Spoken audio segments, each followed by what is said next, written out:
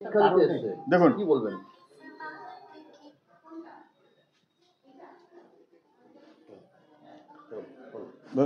এসএসসির পরীক্ষা হয়েছে আজকে, পরীক্ষার্থীদের শুভেচ্ছা জানাই, তারা ভালো ফল করুক, কিন্তু সন্দেহ নানাবিধ। 22 লক্ষ পরীক্ষার্থী, 9 বছর পরীক্ষা হয়নি, 9 বছর পরে পরীক্ষার্থীর সংখ্যা 5 লক্ষ। কেন? পরীক্ষার্থীদের কি ভরসা নেই? এত অপদার্থতা সরকার করেছে। 2, সবাই দেখতে পাচ্ছেন যে দলে দলে বাংলার বাইরের ছেলেমেয়েরা পরীক্ষা দিতে এসছে। এর আগে তো কোনোদিন কোনো এসএসসি পরীক্ষায় বাংলার বাইরের ছেলে এক আধজন ব্যতিক্রম থাকতে পারে, কেউ তো দেখেনি। কেন হলো? কি করে হলো? এটা ঠিক যে পশ্চিমবাংলায় চাকরি নেই বলে, কাজ নেই বলে পশ্চিমবাংলার লোক দলে দলে বিহার বা অন্য জায়গাতে গিয়ে পরীক্ষা দিয়েছে, সেটা সবাই জানেন। কেন? কারণ পশ্চিমবাংলায় কাজ নেই। আর এবারে কি দাঁড়ালো? সেই পশ্চিমবাংলাতে দলে দলে আসছে। কেন আসছে? তাহলে কি এসএসসি পরীক্ষা মানে একটা ভয়াবহ ব্যাপার। এত প্রচার হয়েছে এবং সবাই জেনে গেছে এবার টাকার খেলা হয়, তাহলে বান্ডিল বান্ডিল টাকার বিনিময়ে বাইরের রাজ্য থেকে ছেলে নিয়ে আসা হয়েছে কি? এই কোয়েশ্চেন তো আসবেই। দিস ইজ নট ন্যাচারাল, এটা স্বাভাবিক নয়, অস্বাভাবিক। টাকার কারণে অথবা অন্য কোনো কারণে বাইরের রাজ্য থেকে দলে দলে এসেছে, যা অতীতে কখনো আসেনি। একটু নিচু করবেন আপনি, ও আবার 3 বার বলবে কেন? ওটা আমার লাগে। হ্যাঁ বলো। দেখুন, আমি পরীক্ষার্থীদের শুভেচ্ছা জানাচ্ছি, শুভ কামনা করছি, তারা সাফল্য পাক এবং শিক্ষক পদে নিয়োগ হোক স্বচ্ছতার সাথে। এই দায়িত্বটা সরকারের এবং এসএসসির।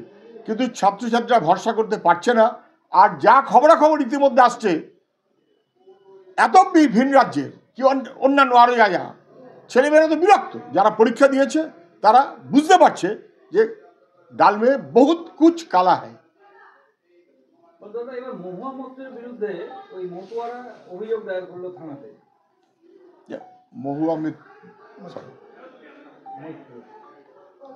মহুয়া মৈত্রের বিরুদ্ধে মতুয়া সমাজের অনেকে তারা থানায় কমপ্লেইন করেছেন, অভিযোগ দায়ের করেছেন, বেশ করেছে।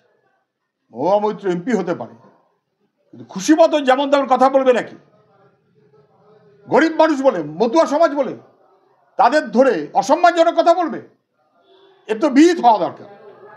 ইতিমধ্যেই আমি যতটুকু জানি, সামাজিক ন্যায় মঞ্চ সহ নানান সংগঠন তারা রাস্তায় নেমেছে এবং তারপরে এখন থানায় এফআইআর, অভিযোগ যে ফর্মেই হোক না কেন, এটা জরুরি এবং পুলিশকে যথাযথ ব্যবস্থা নিতে হবে। দাদা, হরিদেবপুরে জন্মদিনের পার্টিতে গণধর্ষণের অভিযোগ, কি বলবেন?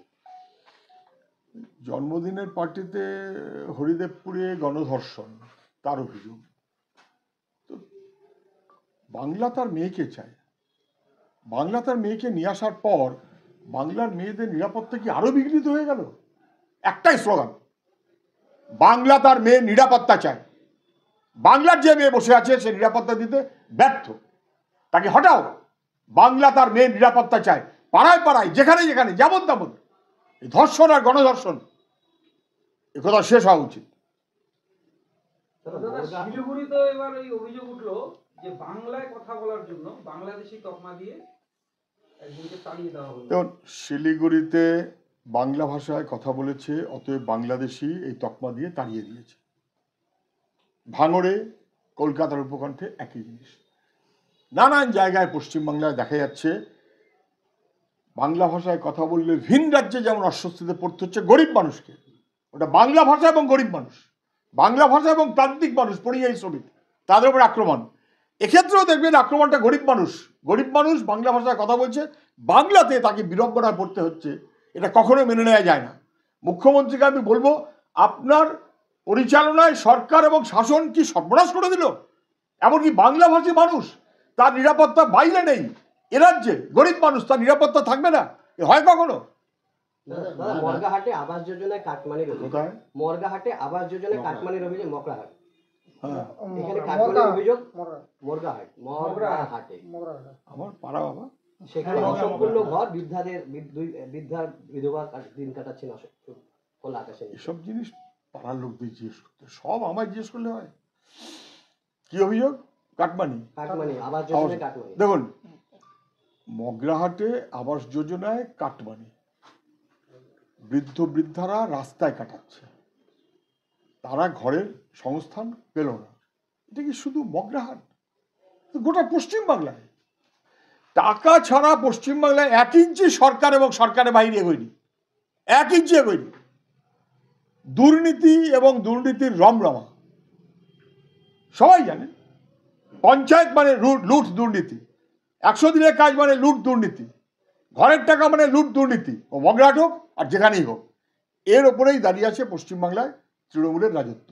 রাজ্যের শিক্ষা ব্যবস্থা নিয়ে বহুবিধ অভিযোগ, তার মধ্যে আপনারা এই বইহাটের আয়োজন করেছেন, প্রাসঙ্গিকতা কি? আজকে জলপাইগুড়ি শহরে এখানে চেতনা বলে বইয়ের স্টল, আমাদের ছেলেরা সবাই উদ্যোগ নেয়, সাধারণ মানুষ যুক্ত থাকেন, তারা বইয়ের হাট করেছেন 2 দিনের জন্য, আজ এবং কাল। কোচবিহারে সকালে একই রকমভাবে বইয়ের হাট করেছে। NBA এই রকমের বইয়ের হাটকে শুভেচ্ছা জানায়, সাহায্য করে, সঙ্গে থাকে এবং মানুষের খুব ভালো রেসপন্স। জলপাইগুড়িতে আপনারা নিজেরা দেখছেন, কোচবিহারেও তাই।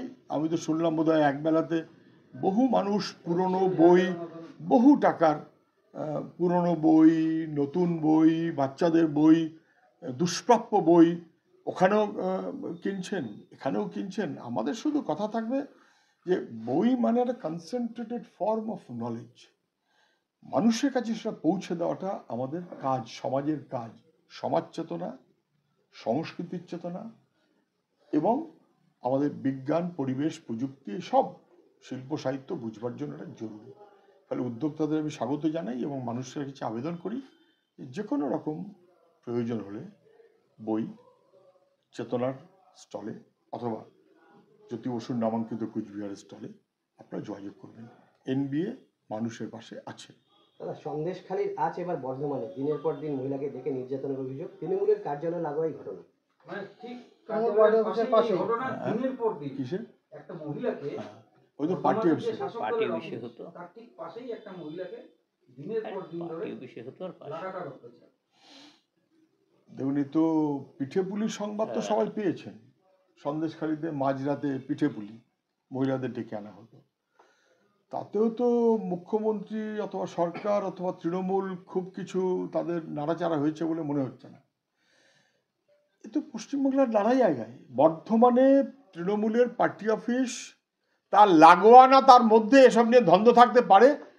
মহিলাকে রোজ নানান অছিলায় ডাকতো এবং নানান প্রলোভন দেখিয়ে ধর্ষণ কাণ্ড রোজ, এবং যারা অভিযুক্ত তারা তৃণমূল পরিচিত, ওই অফিসও চালায়, এটাও চালায়।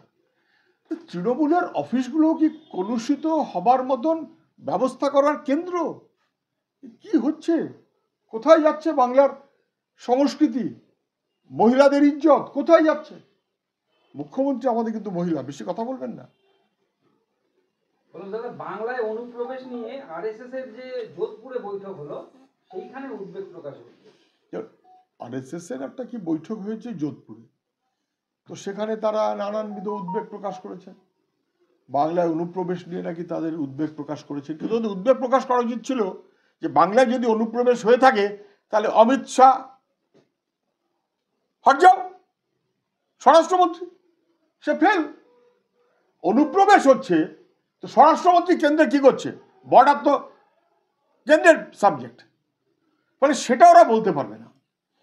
আমাদের কথাটা নির্দিষ্ট, আমাদের কথাটা হচ্ছে ভারতীয় বংশোদ্ভূত বাংলার মানুষ, ওপারে পিস্তত ভাই, এপারে মামাতো ভাই, টান নিশ্চয়ই আছে এবং সেটা থাকবে, এটা কেউ কোনোদিন বন্ধ করতে পারে না। তোমরা কিভাবে ভাগ করেছো এবং তারপর কিভাবে বর্ডার রক্ষা করবে তোমাদের ব্যাপার। যদি কেউ অনুপ্রবেশ করে বেআইনিভাবে তাহলে তাকে নির্দিষ্টভাবে চিহ্নিত করো, কিন্তু অনুপ্রবেশ বলে মমতা ব্যানার্জির মতন চেঁচামেচি করে বাংলার মানুষকে বিপদে ফেলতে আমরা দেব না। দাদা, শালীনতার মাত্রা ছাড়িয়েছেন মালদহের তৃণমূল জেলা সভাপতি, বিরোধীদের কণ্ঠরোধে গলায় অ্যাসিড ঢালার নিদান।